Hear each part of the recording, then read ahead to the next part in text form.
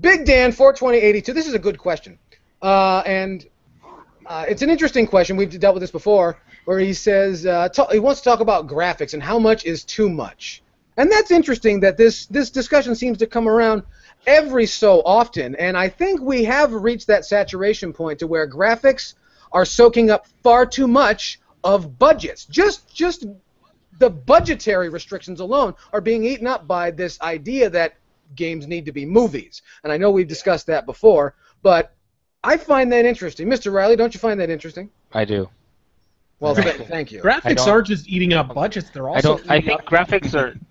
Well, they're also eating up resources, physical memory resources and shit. I mean, we're seeing games on a PS4 that has how much RAM? 8 gigs, something to that effect. Something like that. Yeah. And they've got RAM and screen tearing problems because the graphics are still so ridiculous. Like, the fidelity of the graphics and so forth is so ridiculous.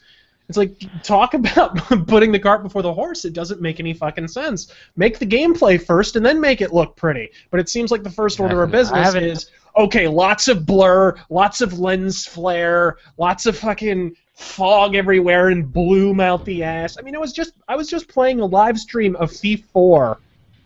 And this is a next-gen game on the PS4 with its 8 gigabytes of RAM. And I look up at a light, and the bloom causes the game to slow. Like, the frame rate is cut in half, and all I'm doing is looking at a light because there's so much fucking bloom. Fucking what the hell? I haven't cared about graphics since the PlayStation days. Like, I didn't really give a shit then. Like, more of... Even in the 16-bit, like that was a thing to talk about. Like, oh, who has better graphics, Super Nintendo, Sega Genesis? And I don't care now. It all looks exactly the same. I don't see. Like, I agree. We need to. I'd rather play a good game than a game that looks good. Yeah. So, that's just my opinion. Well, and it seems like given a clear choice. I mean, look. Would you rather play Deadly Premonition, which looks like garbage and has amazing gameplay, or would you rather play Order 1886, which is basically just a movie? You barely interact with it. You essentially walk forward, shoot, walk forward, shoot, watch 12-hour cutscene, walk forward, shoot. That's your fucking gameplay. All right? And by the way, it's the same fucking gameplay as, an Uncharted or whatever. I've never understood the accolades for games like that.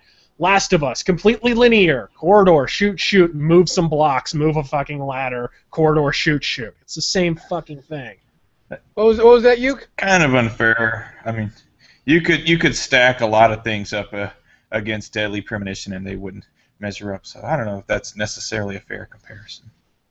Fair comparison to what? To Deadly Premonition. Well, yeah, I mean, Deadly Premonition is excellent, but what I'm talking about, it's actually a very apt analog because Deadly Premonition is uglier than Sin, right? That's the entire point, is that we're comparing an ugly fucking game with great gameplay to a gorgeous fucking game with utterly mediocre gameplay. Shitty game. Yeah.